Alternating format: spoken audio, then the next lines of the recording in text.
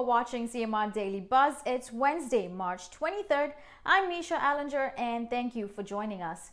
Leading today's news, a 48-year-old Georgetown man that was wanted by police for committing offenses on Grand Cayman has been arrested in the Cayman Brac on Tuesday, 22nd March.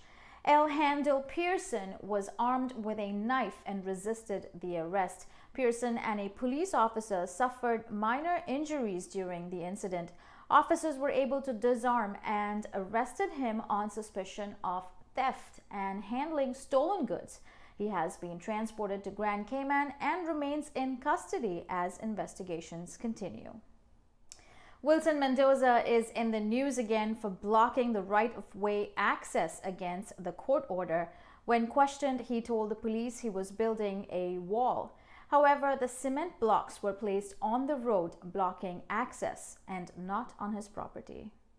In an exclusive CMR report yesterday with regards to the fire that broke out on Compass Drive, the Cayman Islands Fire Service confirmed that an old sewage treatment plant was fully engulfed in flames at the location. CIFS crew responded swiftly and were able to extinguish the fire using monitors and high-pressure hose reels, and no injuries were reported. The public is reminded in the event of discovering a structure fire to take all necessary precautions and call 911 for the Cayman Islands Fire Service immediately. A member of the public sent us this video of an illegal garbage dump located in Belford, Wild Street in Bordentown. The penalty for illegal dumping and littering can result in 6 months imprisonment and a minimum fine of $500. This unlawful practice can be reported to the DEH or the RCIPS. Additional information is available from the DEH at 949-6696 or their website at deh.gov.ky. Inspector Andre Tahal is now head of the RCIPS Traffic and Roads Policing Unit. Inspector Tahal has a wealth of experience in policing. He trained locally and has risen up the ranks to his current role over just short of 25 years service to the RCIPS and the Cayman Islands.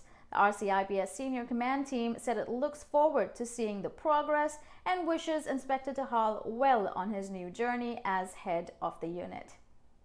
NRA is hosting a public meeting tomorrow, Thursday, March 24th at 7 p.m. in Windsor Park at the Georgetown Wesleyan Holiness Church on Anthony Drive. NRA will be presenting and answering any questions on local and national projects. RCIPS will also be present to discuss about traffic and community policing issues. The Cayman Islands Postal Service will resume accepting airmail, air parcels, and EMS items for Canada, Barbados, Trinidad and Tobago, Belize, and Bermuda effective Thursday, 24th March. Effective Monday, 4th April, the airport post office hours will be 8 a.m. to 6 p.m. Monday to Friday and 9 a.m. to 12:30 p.m. on Saturdays. Sidonie Barrett relinquished her title as first runner-up in Miss World Cayman Islands to enable her to take on new opportunities and endeavors. As a result, Alyssa West, who was originally Miss World Cayman Islands' second runner-up, has now assumed the title of first runner-up, and Krista Ebanks is now second runner-up. The Miss World Cayman Islands Committee is currently inviting candidates to compete for the 2022 crown and title. Application forms are available by emailing missworldcayman@gmail.com. Deadline to register is noon, April 15th, 2022. Lady Arden of Heswall, DBE, arrived in the Cayman Islands on Tuesday, 22nd March. She will participate in a series of events, the highlight of which will be a lecture in the Grand Court on 25th March. The topic of her Grand Court lecture is taking stock of recent jurisprudence of the Privy Council. Members of the public may access the broadcast via live stream on www.judicial.ky. Young Caymanian students affiliated with UCCI, University of Liverpool, and Health Services Authority are co-authors of an international peer-reviewed scientific journal, Central Biomed. The published article looked at the study of Aquitaine mosquito formulation. This research could be a significant breakthrough in preventing several diseases caused by mosquitoes.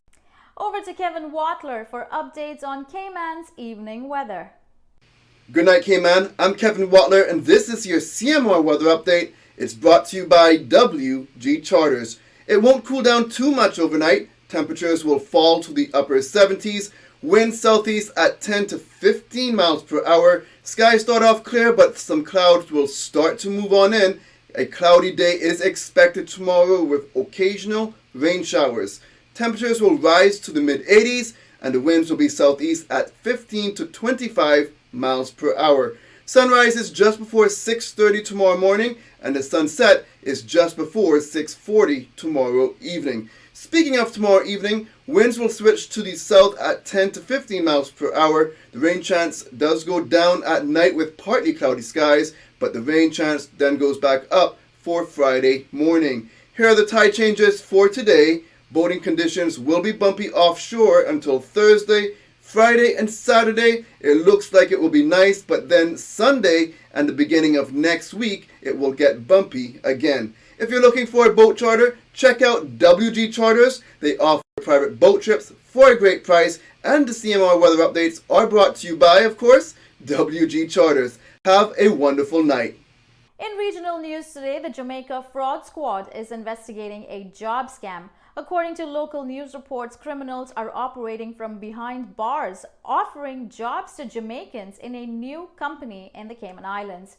One of the victims that responded to the scam advert reportedly resigned from her job in Jamaica and made arrangements to leave last Saturday after being promised work in the Cayman Islands. Prince William and Kate, the Duchess of Cambridge, have arrived in Jamaica as part of a week-long Caribbean tour.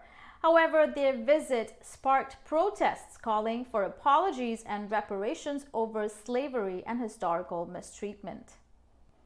Moving on to international news, the glamorous wife of a prominent Ukrainian tycoon and politician allegedly carried £22 million in cash through a refugee border out of Ukraine into the EU. The huge sum of money was spotted by Hungarian customs, and a criminal probe has now been opened. For today's headlines and more in-depth stories, please visit our website, caymanmallroad.com. Thank you for tuning in to CMR Daily Buzz. This is Misha Allinger.